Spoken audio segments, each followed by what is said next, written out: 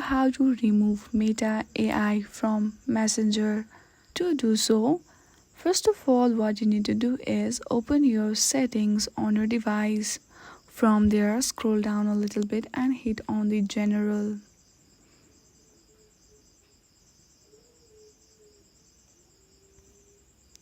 Now go through the iPhone storage and then search for Messenger. Once you found it, go through it and there you will see two options of upload app and then delete option. Among them two, choose offload app and do offload app. Once you do that, go to your app store and on the searching bar search for Messenger and download the older version of Messenger, because new version of Messenger have Meta AI. So in this way you can easily remove Meta AI from Messenger.